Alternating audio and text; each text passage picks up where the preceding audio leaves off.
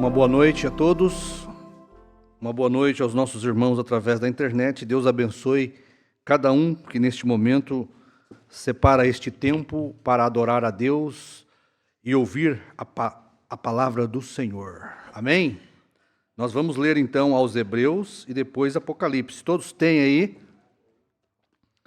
Havendo Deus antigamente falado muitas vezes e de muitas maneiras aos pais pelos profetas, a nós falou-nos nestes últimos dias pelo Filho. Apocalipse 10. Mas, 10:7. Mas nos dias da voz do sétimo anjo, quando tocar a sua trombeta, se cumprirá o segredo de Deus, como anunciou aos profetas seus servos. Querido e amado Jesus, autor e consumador da nossa fé, o todo-suficiente e todo-poderoso Deus, provedor e criador de todas as coisas, que prazer nós temos nesta noite, Pai, de nos reunirmos aqui com um coração, Pai, cheio de desejo pelo Senhor, cheio de alegria por fazer parte da família do Senhor. Ó Deus, recebe nesta hora a nossa gratidão, Pai, nosso prazer, nossa alegria de estar em comunhão com o Senhor, crendo na palavra deste dia, Senhor. Que Tu possas ungir e inspirar a boca do que fala e os ouvidos daquele que ouve, pois nada o homem pode fazer, é o Senhor que opera no homem, Pai, e na mulher, é o Senhor que abençoa os corações, e nós viemos aqui para receber um pouquinho mais da luz bendita da Tua palavra. Que Tu possas ser misericordioso com cada um dos Teus filhos, Pai, e alegrar o nosso coração com a verdade. Pedimos as bênçãos do Senhor, em nome do Senhor Jesus Cristo. Amém. Podeis assentar, irmãos. Graças a Deus, é sempre um motivo de alegria, de prazer estar na casa de Deus para falar acerca de algo tão valioso, tão verdadeiro, que é a palavra do Senhor. Os homens, eles lutam para desaprovar a Bíblia, né? A ciência luta para desaprovar a Bíblia e encontrar o Criador do universo. E eles falham porque não podem agir por fé. A Bíblia diz que a fé é o firme fundamento das coisas que não se veem e a prova das coisas que se esperam. Então, o homem, a ciência, luta para encontrar Deus, e Deus está em Sua palavra. E nós somos agradecidos porque não temos incredulidade no nosso coração, né? Nós não temos diferença nenhuma dos homens lá fora. Nós somos iguaizinhos a ele, formados do mesmo material, sujeitos às mesmas paixões e tendo a mesma malignidade dentro de nós. A diferença é que nós temos a misericórdia de Deus e a graça de Deus a nosso favor. Não pense você que você é melhor do que os que estão lá fora. Se Deus tirar a mão de misericórdia de mim e de você, nós fazemos pior.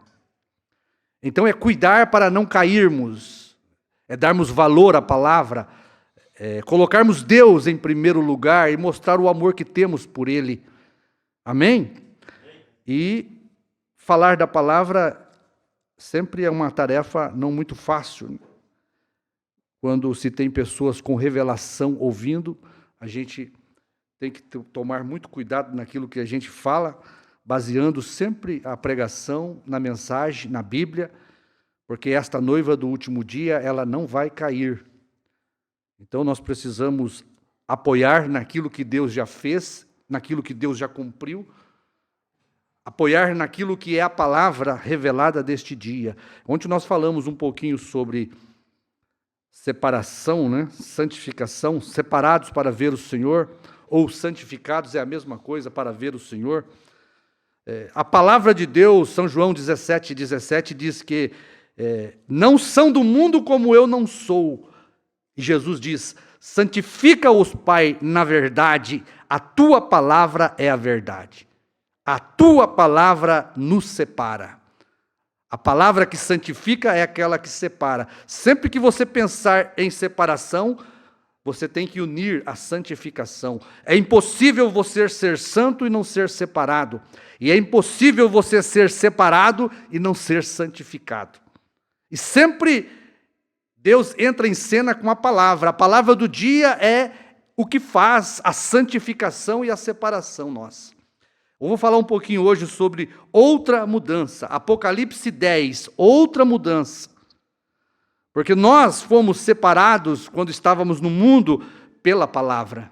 Quando a palavra chegou, eu, por exemplo, não era um religioso como muitos dos irmãos, né? Eu tinha desejo de ser um religioso, mas eu estava no mundo. A palavra me trouxe do mundo, me santificou do mundo, me separou do mundo para as coisas de Deus.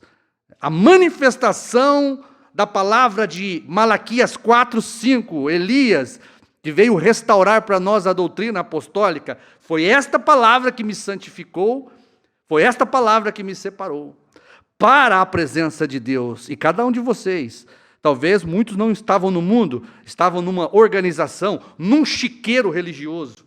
Eu estava no chiqueiro do mundo, como um copo sujo, e muitos estavam aqui num chiqueiro religioso. A palavra que é Deus, de Malaquias 4, veio e tomou cada um de vocês do chiqueiro do catolicismo, do chiqueiro da Assembleia de Deus, do chiqueiro do Brasil para Cristo, do chiqueiro da congregação cristã. Isso aí é chiqueiro para Deus. Não tem nada que presta lá, pois tudo que é contrário à palavra de Deus é imundícia. É um trapo de imundícia. A palavra de Deus é santa, tudo que não for a palavra de Deus é imundo, é sujo. Cada denominação debaixo do céu é uma imundícia diante de Deus. É uma cama de fornicários, de adúlteros, como diz Apocalipse, a prostituta, a grande prostituta e suas filhas, que deu do vinho da sua fornicação, da sua prostituição, para todas as nações e os reis e as religiões. Então, Malaquias 4, a palavra de Deus, santifica-os na tua palavra. Malaquias 4 santificou cada um de nós, nos separou para servir a um Deus vivo. Mas Deus não para, Deus sempre vem separando. Cada vez que a palavra entra em cena, é uma separação, é uma santificação. Martinho Lutero foi santificado do catolicismo. Martinho Lutero foi purificado do catolicismo. Ele foi separado do lixo do catolicismo, para servir a Deus e ser santificado na palavra de Deus. Santifica-os na palavra. A palavra de justificação santificou e separou Martinho Lutero. Logo, Wesley entra em cena, e Deus entra em cena com a sua palavra, a palavra de santificação, sem a qual ninguém verá o Senhor. Sabe o que Deus fez com Wesley e os grupos eleitos do tempo de Wesley? Deus santificou Wesley dos imundos luteranos, dos fumadores de cachimbo luteranos. Foi isso que Deus fez. A palavra do Pai o santifica, a verdade, a tua palavra é a verdade. A verdade da santificação, da palavra do dia de Wesley, limpou, santificou, separou Wesley dos imundos luteranos. Porque depois que o profeta parte, depois que o mensageiro parte, o que você tem é uma imundícia de interpretação do homem. São doutrinas forjadas por homens, doutrinas erradas. Deus entra em cena para nos limpar, nos santificar da imundícia da doutrina errada. Deus não parou, Deus levantou os pentecostais e fez uma outra separação, separando os verdadeiros crentes pentecostais do formalismo, do metodismo, que não cria em cura divina do tempo de Wesley. Depois que Wesley parte, os wesleyanos se tornaram um trapo de imundícia perante Deus. Mas Deus sempre tem os verdadeiros. E quando Deus tira os verdadeiros ali, Deus os santifica, Deus os separa, Deus os limpa e derrama sobre eles a água cristalina da palavra do dia. É para isso que é a santificação, para colocar cada um de nós em serviço do Senhor. Sabe qual que é o serviço que nós temos na terra? Abrigar o Espírito Santo, a palavra limpa do dia, a água cristalina do dia. É isto que Deus faz. E logo depois do pentecostalismo ter entrado na sua podridão religiosa de interpretação humana, Deus levanta o William Branham. Isso aí é o mover de Deus. E agora nós entramos. Quando William Branham entra em cena, a palavra de Malaquias 4 é a palavra do Pai. Pai, santifica-os na verdade, de Malaquias 4, 5. A doutrina apostólica nos separou das denominações imundas e sujas. A doutrina apostólica nos tirou do galinheiro, do chiqueiro das denominações. Nos limpou para que fosse derramado dentro de nós a água limpa da palavra. Mas você vê, sempre Deus, com a palavra do dia, santifica e separa os eleitos. Mas Deus não parou por aí. Logo que o profeta parte, o que você tem são interpretações de homens que não viram a palavra manifestada de Apocalipse 10. Porque, veja, na primeira e segunda etapa nós fomos separados por Malaquias 4, a palavra, a verdade. Mas agora houve outra mudança, outra santificação, outra separação. Nós não estávamos completamente limpos, porque, irmão, a interpretação suja o homem e a mulher. Quando o profeta parte, sem explicar a terceira etapa, sem revelar ao público o que foi mostrado na abertura dos 7 selos, deu margem para todo tipo de ismo, todo tipo de sujeira de interpretação da mente humana, crendo que o profeta vai voltar numa ressurreição isolada, crendo que o profeta não terminou a sua obra e tem que voltar. Isso aí é interpretação do homem. Nós estávamos incluídos nisso. Por que nós não sabíamos da terceira etapa? Porque nós estávamos sujos com uma interpretação errada. O que Deus faz? Malaquias 4 partiu, Apocalipse 10 partiu, e nós ficamos esperando o profeta ressuscitar, ou pregando que o 7º selo não foi aberto, sendo o mensageiro da 7ª era o próprio 7º selo, porque cada mensageiro é um selo. E cadê a luz para sabermos o que era a terceira etapa? Sabe o que é a terceira etapa? É a hora de Deus encher este copo limpo, e nós éramos justificados e santificados com a mensagem de William Branham, mas não éramos preenchidos para o serviço da terceira etapa. O que é o serviço da terceira etapa? Ser cheio dos trovões, do novo nome, ser cheio da revelação de Apocalipse 10. E nós não sabíamos. Nós ficávamos só com Malaquias 4, 5. Apocalipse 10 era simplesmente uma escritura para nós. Nós não sabíamos o que estavam por detrás de Apocalipse 10, 7. Precisou Deus manifestar a palavra do Pai, aquela que nos santifica, santifica-os, Pai. Na tua palavra, Apocalipse 10, do 8 ao 11, é a palavra do Pai que nos santifica, nos separa dos incrédulos da primeira e segunda etapa. Para nos encher com 7 trovões revelados, com o novo nome. João, Apocalipse 10, do 8 ao 11, é a palavra do Pai, é ela que nos separa, nos santifica e nos coloca na obra do serviço do Senhor. Sabe onde esta noiva está trabalhando hoje? Dentro da mente de Deus. Esta é a obra de Deus, esta é o serviço de Deus. É saber o que Deus pensa, é saber o que Deus pensou, é saber o que Deus vai fazer. E é quando o Apocalipse 10, do 8 ao 11 é manifestado, nós somos novamente separados dos nossos irmãos religiosos, da interpretação errada dos homens cegos que não puderam ver. Deus nos separa como uma noiva para Ele, pura, santa, imaculada, virgem, mas que agora é uma virgem prudente, cheia do azeite, porque não adianta você ser virgem e não ter azeite na sua lâmpada. Oh, irmãos, isso é maravilhoso, isso é glorioso. Se as pessoas pudessem ver isto, que Malaquias 4, 5 nos tirou das denominações, mas Apocalipse 10, 7 tinha que nos tirar da primeira e segunda etapa. O profeta diz, é um círculo saindo de outro círculo. E como o Apocalipse 10 manifestou e não pôde ser aberto para o público, nós continuamos só com cura divina e discernimento de espírito. Mas o que nós precisávamos para termos fé de rapto estava dentro de Apocalipse 10, 7. E nós não vimos, nós não pudemos ver. Deus não permitiu que o profeta expusesse isso ao público, porque ele sabia que a noiva teria um ministério, que João comeria o livro e ele abriria o 7º selo ao público. Foi João que pregou isso aqui nesse púlpito. Eu sempre me lembro disso. O 7º selo aberto ao público. Porque Apocalipse 10:7 não abriu o 7º selo ao público, ele revelou. Mas quem abriu para o público foi João. Pastor Osmar, com o ministério de João. Pastor Osmar não é João, ele tinha o ministério de João.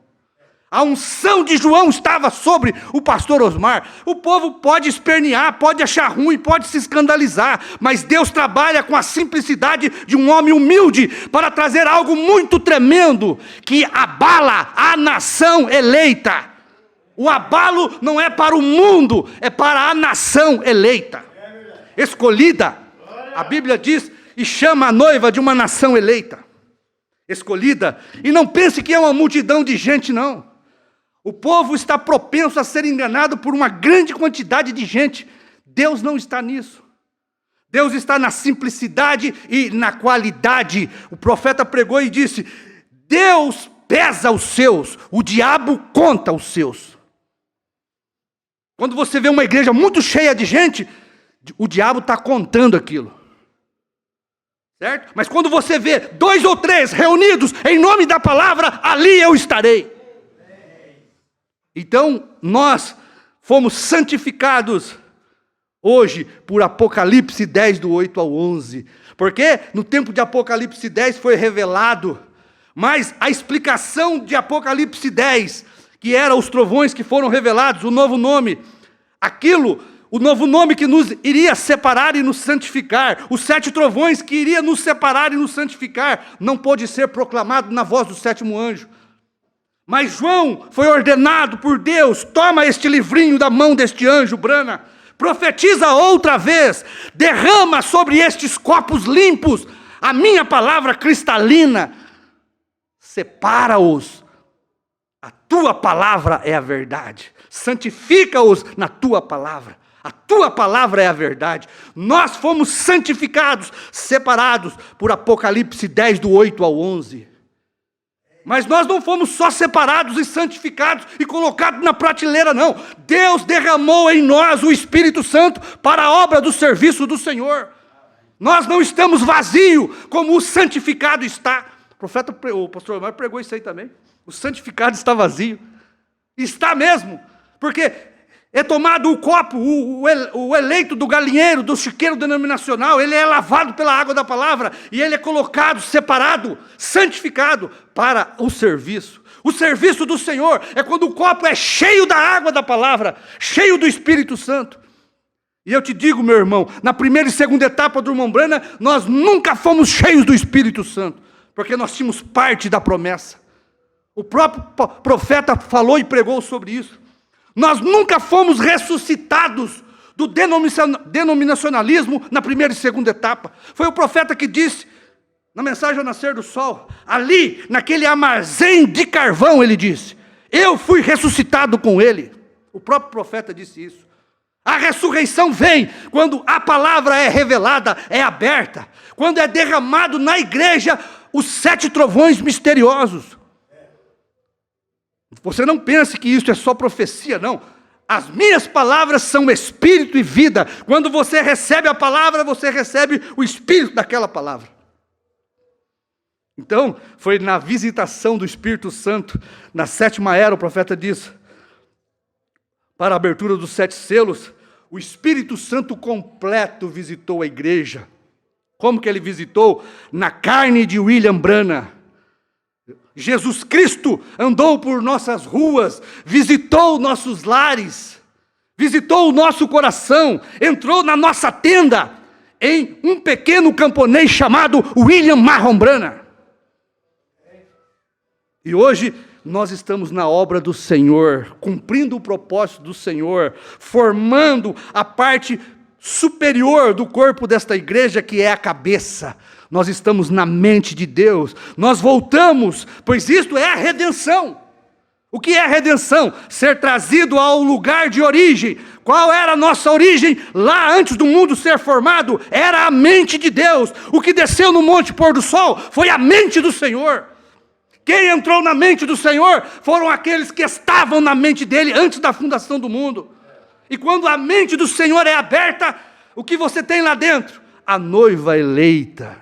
Olha aí o que tem na cabeça do Senhor. Olha o que tem na mente de Deus. 7 anjos teofânicos da palavra representando 7 eras dos eleitos. Cada anjo representa uma era. Cada anjo é a palavra do dia chamando a sua teofania. E a igreja volta ao seu lugar de origem. Isso é redenção. O profeta diz redenção e remissão. Redimir quer dizer levar, trazer de volta ao lugar de origem. Quando os anjos rejubilavam, quando Deus conversou com Jó, onde estava tu, Jó? Quando os anjos rejubilavam, antes de eu fundar a terra, nós estávamos na mente de Deus. E quando a cabeça desce no ocidente, ela revela o que tem dentro da mente de Deus. Sabe o que tinha dentro da mente de Deus? A mente de Deus é Apocalipse 10, 7. É os mistérios de toda a Bíblia. Porque o ministério do 7º anjo é os mistérios de toda a Bíblia. E os mistérios de toda a Bíblia é o que está dentro da mente do Senhor que ninguém sabe. A noiva é a única que conhece todos os mistérios do noivo. E quando Apocalipse 10 é aberto, o que tem lá dentro é Apocalipse 10, do 8 ao 11. É sua noiva, é sua igreja. É a única que participa da mente do Senhor. Pois a própria mente do Senhor é formada pela sua esposa.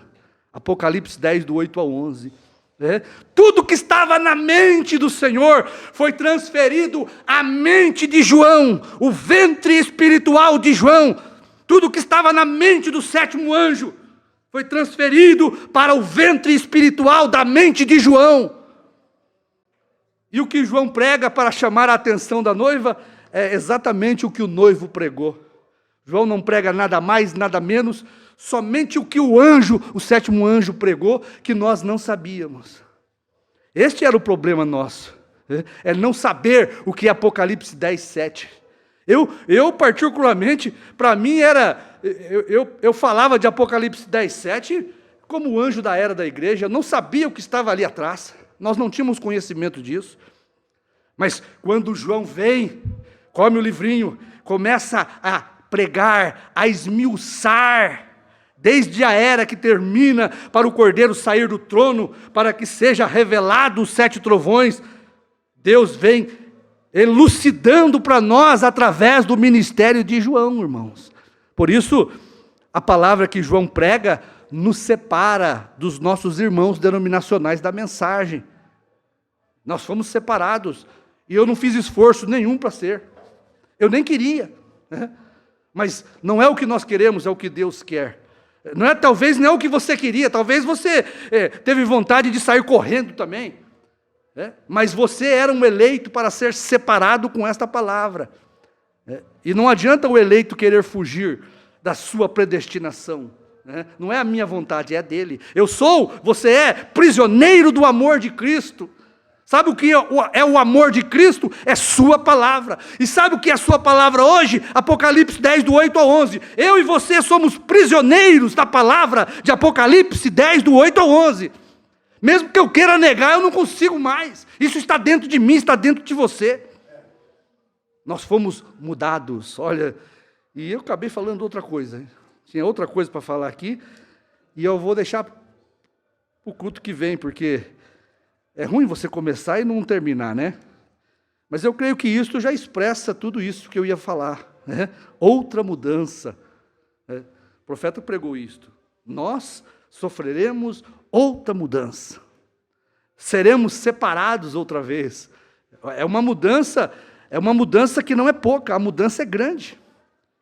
Quando Apocalipse 10, do 8 ao 11 foi manifestado como a palavra do Pai, aquela palavra tem poder para nos santificar. Quando você crê naquela palavra, automaticamente você é separado. Você pode relutar, Você pode perder amigos, perder família, perder companheirismo, mas aquela palavra te muda. Aquela palavra causa uma mudança interior dentro de você, que você desconhece, algo brota dentro de você que você não sabia que estava aí dentro. Eu não sabia que eu tinha Apocalipse 10 dentro do meu coração. O capítulo inteiro. Apocalipse 10, eu faço parte deste capítulo. Eu estou ligado a estes versículos. Você também. A sua teofania é este capítulo, meu irmão. Compreenda isto. Quando a sua teofania, que é o corpo-palavra que você tinha com Deus, está ligado a esta palavra de Apocalipse 10. Quando ela manifesta, se você tem teofania, ela vai te chamar. Porque quando Deus te fez com parte desta palavra. Você não era aquele incrédulo lá do mundo, você não era aquele incrédulo lá nas religiões. Não, você era Apocalipse 10. Você sempre foi a palavra, porque Apocalipse 10 recebeu, a palavra do Senhor recebeu este versículo, recebeu este capítulo. Você foi escrito em Apocalipse 10, no capítulo inteiro. Nós tivemos nossos nomes escritos no livro da vida do Cordeiro. Sabe qual que é a nossa página? Apocalipse 10, o seu nome está ali. Por isso, quando William Branham é manifestado na terra, ele é a manifestação daquela escritura, e ela chama você, chama o seu nome. Você não pode negar, irmãos, porque você não é este incrédulo que estava no mundo, você não é este incrédulo que estava nas denominações, você sempre foi a palavra. O profeta diz que é uma união da palavra com a palavra. Porque filho de peixinho, peixinho é. Se você é filho de Deus, vós sois deuses. O Jesus falou isso, vós sois deuses. Se você é filho de Deus, você tem que ser Deus também, ué. Não é assim? Se você é filho de peixe, você tem que ser um peixinho. E se você é filho de Deus, você é filho da palavra, porque Deus é a palavra, é o verbo. E quando o verbo, a palavra, ela entra em cena, ela só pode chamar a atenção de quem é a palavra. Irmão, isto é predestinação, isto é graça soberana. Eu nunca escolhi ser Apocalipse 10. Você nunca escolheu ser Apocalipse 10. Foi Deus que antes da fundação do mundo escreveu o seu nome nesta página. Você era um corpo teofânico desta profecia. Foi isso que Deus fez. Deus não tem trabalho nenhum para chamar os seus eleitos. É só Ele manifestar a palavra do dia. Se o seu nome está escrito ali, é impossível você não renascer das cinzas, sair dos necrotérios denominacionais, sair dos cemitérios, ressuscitar com a palavra do dia. A palavra do dia, ela traz uma grande ressurreição dos mortos. Você pode estar mortos em pecados e ofensas lá do mundo, como eu estava, mas quando eu ouvi o nome de William Branham, aquilo soou familiar. Como foi isso que o irmão Branham disse? Veja, hoje nós somos chamados cristãos, é um nome familiar, mas sofreremos outra mudança. Aí vem William Marron Branham, soou familiar. Você sabe que eu nunca rejeitei a mensagem de William Branham. Quando pregaram para mim, me entregaram esse livrinho que eu olhei ali, William Marron Branham, o meu coração saltou. Falei, agora acho que eu encontrei aquilo que estava faltando. Irmão, é como uma luva. A palavra do dia para o eleito é como uma luva, viu? Entra sem enroscar, engrena sem enroscar, a coisa flui, e você não adianta correr disso, porque você é isto, você vem para você mesmo. Por isso, os filhos de Deus sempre foram filhos de Deus. Eles estavam por um espaço de tempo enganados pela incredulidade de Satanás. Nós tínhamos escamas nos nossos olhos, uma cegueira de morcego.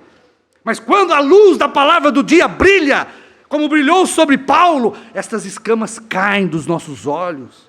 Deus abre o nosso entendimento, pois é isso que Deus faz com cada filho. Você faz uso do seu livre-arbítrio. Você escolhe este caminho por você mesmo, como ele disse para o William Branham. Porque tens escolhido por sua própria escolha. Foi o que o anjo disse para William Branham na profecia. E você só pode fazer uso desse livre-arbítrio quando Deus, pela renovação do nosso entendimento, abre os nossos olhos, nos revela quem Ele é, para que Ele morreu e para que Ele se manifestou. Você se dá conta do lugar sujo que você está, da natureza ruim que você tem, do homem mau, da mulher mau que nós somos. E nós nos damos conta, se nós seguirmos naquele caminho, nós vamos para o inferno. É isto o que os incrédulos não têm, é esta revelação. E só vai ter se for filho de Deus. Deus veio salvar os seus filhos. Deus morreu por seus filhos. Os incrédulos acham que toda essa raça, essa massa humana de gente é filho de Deus. Não, 99% é filho do diabo. Viu? Dos milhões e bilhões e trilhões que vieram na terra, são poucos os escolhidos. O resto, diz o profeta, é bucha de canhão. Está vendo esta multidão ímpia no mundo? Bucha de canhão. Está vendo esta multidão de igrejas religiosas? Bucha de canhão. Está vendo esta multidão da mensagem da primeira e segunda etapa? Bucha de canhão. Deus tem os escolhidos. Às vezes a verdade, ela dói um pouco, né? Mas é como o remédio que o profeta falou. Ele é amargo, é ruim, mas se não te fizer mal, não te deixar enjoado, não te fará bem, né? O profeta tinha que pôr a mão no nariz, mas engolir. Não foi assim que vocês fizeram, nós fizemos? O novo nome de Jesus é Brana. Será que desce? O papai do céu veio e segurou o seu nariz, abre a boca.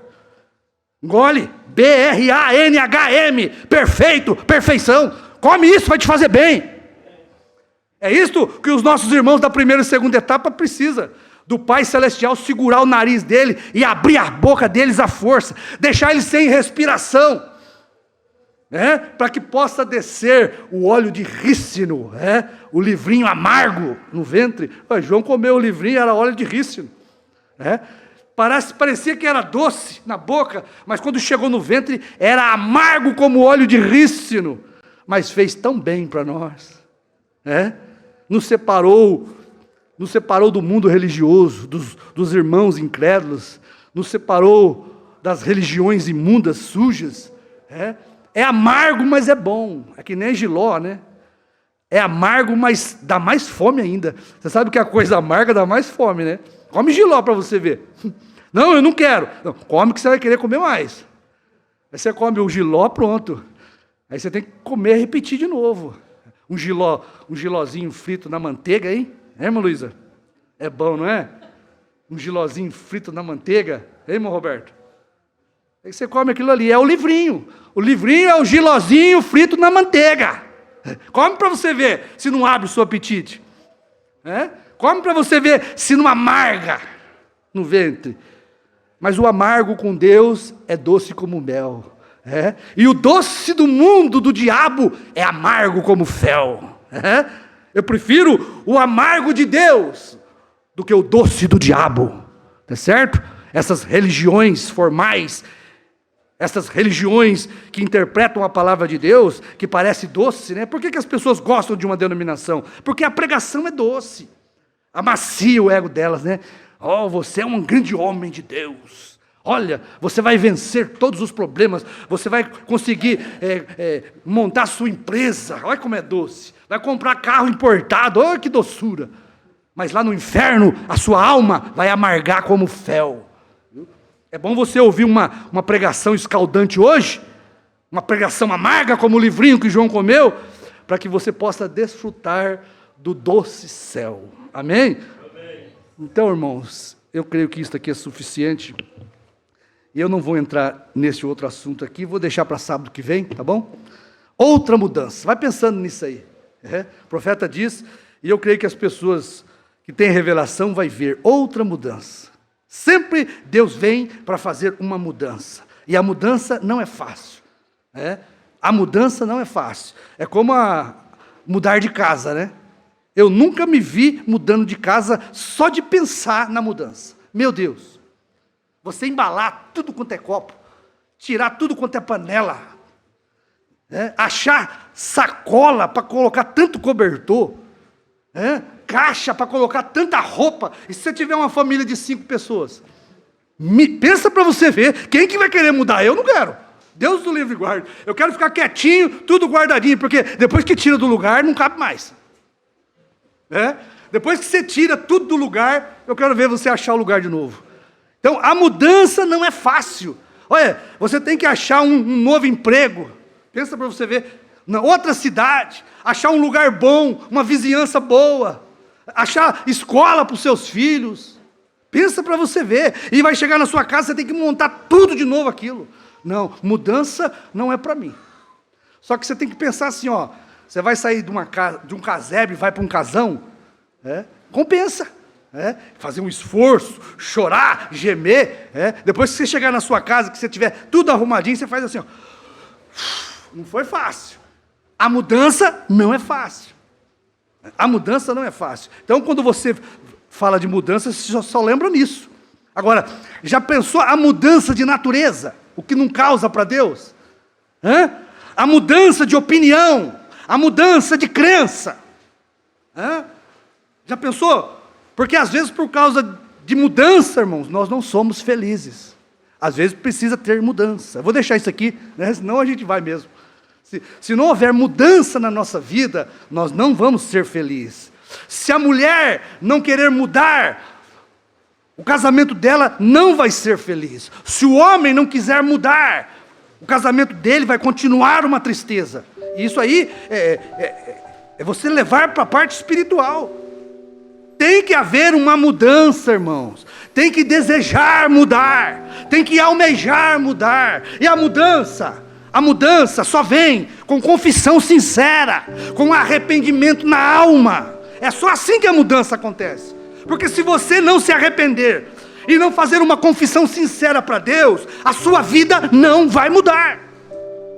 Se a mulher não confessar para o seu marido, se arrepender sinceramente, o casamento dela não vai mudar. Se o marido não sentar com a mulher, confessar os seus pecados, os seus erros, sinceramente, o casamento dele não vai mudar.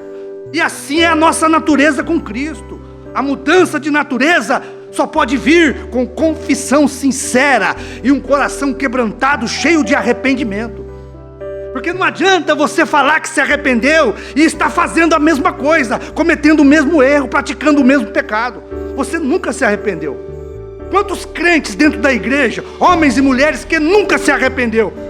Estou na mensagem de João, mas nem se arrependeu ainda, porque a vida não mudou.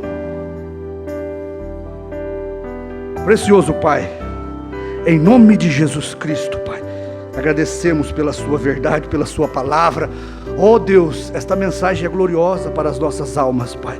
Agradecemos pela chuva, Senhor, que banha a terra, que traz frescor, para nós, Pai, que traz alimento para as plantas. Agradecemos por esta palavra que banha a nossa alma, que rejuvenesce o nosso coração, que faz nossa vida brilhar como uma folha tenra, nova, que foi mudada para servir o Senhor. Obrigado por cada irmão, por cada irmã que sofreu uma mudança na sua vida, Pai, que sofreu uma mudança na sua fé. Em nome de Jesus, continua, Senhor, a trazer mudança para nós, para o bem, para a coisa melhor, Pai. Pedimos em nome do Senhor Jesus Cristo. Amém.